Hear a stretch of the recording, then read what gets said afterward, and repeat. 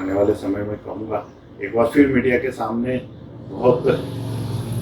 ताकत के साथ में ये कहूँगा कि किसी भी प्रकार की कोई भ्रांति नहीं, नागदा जिला बनेगा और सितंबर में किसी भी दिन नागदा के जिले की पूर्ण प्रक्रिया हो जाएगी। तो माननीय मुख्यमंत्री शिवराज सिंह जी चौहान नागदा आए थे और नागदा में उन्होंने एक बहुत बड़ी घोषणा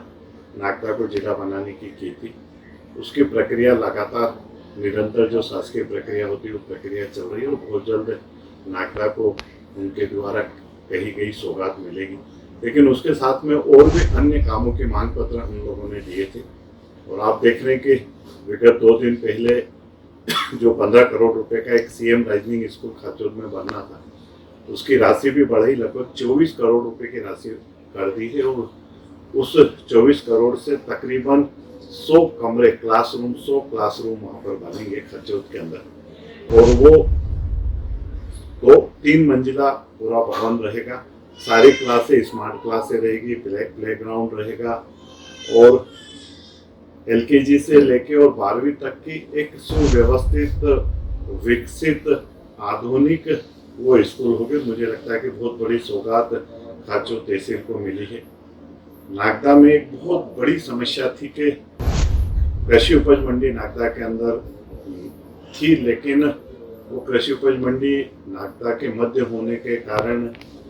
पूरा ट्रैफिक जाम होता था, किसानों को ट्रॉली लगाने की जगह नहीं मिलती थी और उसके कारण हमारे किसानों को दलोदा, मंदसौर, जावरा, नीमच तक अपनी उपज को बेचने के लिए जाना पड़ता था और वो जब उपज बेचने के लिए जाना पड़ता था तो 2-3 दिन वहाँ पर लाइनों में लगना पड़ता था। किसान का श्रम, पैसा, समय सब कुछ एक अलग से लगता था और 2000 क्योंकि सरकारी जमीन नहीं होने के कारण ये सारे प्रोजेक्ट हमारे नहीं हो पा रहे थे। मैं उन किसानों को धन्यवाद दूंगा कि जिन्होंने 2017 के अंदर उस जमीन को स्वेच्छा से दी। शासन ने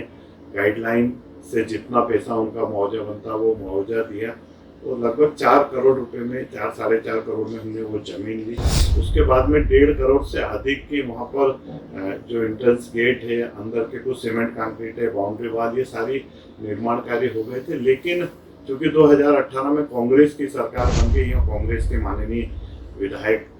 बन गए और उसके कारण वो निर्माण कार्य, मुझे बहुत अच्छी तरीके से याद है कि माननीय सचिन यादव जी जो उस समय कृषि मंत्री थे, उन्होंने यह घोषणा भी करी थी कि हम आधुनिकता मंडी नागदा को बनाएंगे, लेकिन कोई बजट भी नहीं मिला, न कोई काम प्रारंभ हुआ। 2020 में भारतीय जनता पार्टी की सरकार बनने के बाद में हमने फिर उसकी कार्रवाई प्रारंभ करी, लेकिन 2020-21 में कोरोना की एक जबरदस्त महामारी विश्वव्यापी थी और उसके कारण वो काम थोड़ा सा शिथिल हुआ। 2022 में हमने फिर कोशिश करी, लगातार माननीय कमल पटेल जी और माननीय मुख्यमंत्री जी से हम लोग मिलते रहे। माननीय कमल पटेल जी, माननीय थावरचंद जी गहलोत जी के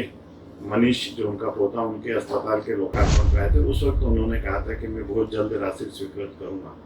एक बार जो एमडी मैडम है हमारी, उस एमडी मैडम के साथ भी हम लोगों ने दौरा करा था। मुझे आज कहते हुए प्रसन्नता और गर्व है कि 5.25 करोड़ रुपए की राशि स्वीकृत होकर उसके टेंडर भी लग गए और उसमें लगभग 13 निर्माण कार्य होंगे, जिसमें आंतरिक सड़कें होगी, प्रकाश व्यवस्था होगी, पानी के लिए ट्यूबवेल होगा, पानी की पाइपलाइनें डलेगी, कृषक भवन बनेगा, मंडी का हमारा सुव्यवस्थित कार्यालय होगा, किचन होगा, ट्रॉली शेड बनेगा, गेहूं को रखने के लिए एक बड़ा डोम बनेगा। इस प्रकार से 13 निर्माण कार्य होंगे और मैं ये कहूँगा कि ये केवल कृषि उपज मंडी नहीं, इस कृषि उपज मंडी के बनने से जो हमारे यहाँ के किसान बाहर जाके माल बेचते थे और बाहर माल बेचने के कारण हमारा व्यापार व्यवसाय भी प्रभावित हो रहा था, हमारे रोजगार भी प्रभावित हो रहे थे और इसके कारण ये कृषि उपज मंडी केवल कृषि उपज मंडी नहीं होगी, आने वाले समय में हमारे व्यापार को भी ताकत मिलेगी, यहाँ पे रोजगार के अवसर भी सर्जन होंगे। और इसलिए मैं ये कह सकता हूँ कि 20 तारीख का माननीय मुख्यमंत्री जी का जो महत्वपूर्ण दौरा था, उस महत्वपूर्ण दौरे के बाद में लगातार सेने धीरे धीरे विकास को पंख लगने लगे हैं और विकास को हमने गति दी है। इसलिए मैं माननीय सांसद अनिल फिरोजिया जी, कृषि मंत्री माननीय कमल पटेल जी, माननीय मुख्यमंत्री शिवराज सिंह जी चौहान, भारतीय जनता पार्टी के सभी वरिष्ठ नेताओं का धन्यवाद दूंगा, आभार व्यक्त करूंगा कि जो 5.25 करोड़ रुपए की राशि स्वीकृत करी और वर्षों पुरानी इस नागदा शहर की महत्वपूर्ण मांग थी कि कृषि उपज मंडी बन सके। ये कृषि उपज मंडी जल्द से जल्द इसका निर्माण प्रारंभ होके और ये पूर्ण करके और कृषि उपज मंडी, नई कृषि उपज मंडी में किसान अपनी उपज तोड़ने लगे, ये मैं आने वाले समय में कहूँगा। एक बार फिर मीडिया के सामने बहुत ताकत के साथ में ये कहूँगा कि किसी भी प्रकार की कोई भ्रांति नहीं, नागदा जिला बनेगा और सितंबर में किसी भी दिन नागदा के जिले की पूर्ण प्रक्रिया हो जाएगी। देखो, मेरा ये कहना है कि माननीय दिलीप सिंह जी गुर्जर, जब कांग्रेस की सरकार थी और कांग्रेस की सरकार में नायन के 22-23 पिल्लर होंगे, 18 पिल्लर मात्र 1 साल के अंदर बन गए थे और 4 पिल्लर को 4 साल इंतजार करना पड़ा। खाचीरोड का जो ब्रिज है वो ब्रिज भी 2017 में स्वीकृत हो गया था, बजट प्रावधान हो गया था, टेंडर हो गया था, ठेकेदार तय हो गया था, वर्क ऑर्डर हो गया था, लेकिन वो निर्माण कार्य जितना जो मेरे समय हुआ था उसी समय होकर उसका बंद हो गया था। खाचीरोड पिपलोदा बागला से मगदनी का जो हमारा चंबल पे बड़ी पुलिया बननी थी मंजूर हो गई थी, लेकिन वो मंजूर पुलिया भी क्योंकि एक बड़े चिरोला से लेकर नागदा तक बड़नगर था, नागदा को जोड़ने वाली एक महत्वपूर्ण सड़क मंजूर हो गई थी, वो चौड़ी सड़क थी, 2 लेन थी, इसलिए वो ब्रिज की चौड़ाई कम थी, रिवाइज इंस्ट्रूमेंट बन के स्वीकृत होना था, वो स्वीकृत नहीं करा पाए। अभी वापस हमने भारतीय जनता पार्टी के कार्यकर्ताओं ने, नेताओं ने उसको स्वीकृत कराया। अस्पताल, आप ये देखो कि 2017 में विधानसभा में माननीय हमारे जो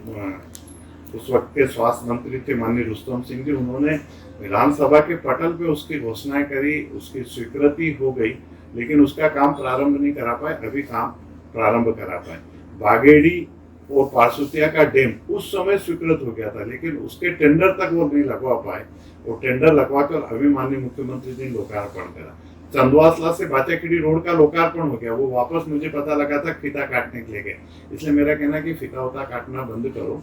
जो काम आप कर सकते हो वो काम आप करवाइए। जो माननीय मुख्यमंत्री जी ने शासकीय कार्यक्रम, क्योंकि शासकीय कार्यक्रम था, उनके कार्यक्रम शासकीय नहीं हो रहे, वो तो जैसे जल जीवन मिशन में माननीय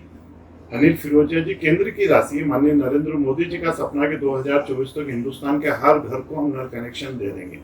अब आप कई बार प्रोटोकॉल की बात करते हो, मुझे तो माननीय शिवराज सिंह जी ने बुलाया ही नहीं, इसलिए मैं नहीं कहा मैं शिकायत करूंगा। तो जब आपको प्रोटोकॉल का इतना ध्यान रहता है और होना भी चाहिए, मैं भी ये भी कहता हूँ, लेकिन जब जल जीवन मिशन का आप लोकार्पण या भूमि पूजन करते हो तो आपको याद नहीं आता कि क्षेत्र के 15 लाख लोगों के जनप्रतिनिधि माननीय अनिल फिरोजिया जी, उसके पास शासकीय इंफॉर्मेशन जाए, शासकीय कर्मचारी हमारे जो वरिष्ठ अधिकारी वो रहे। इसलिए अब अंधेरे वंधेरे में गेती वेती लगाना बंद करो,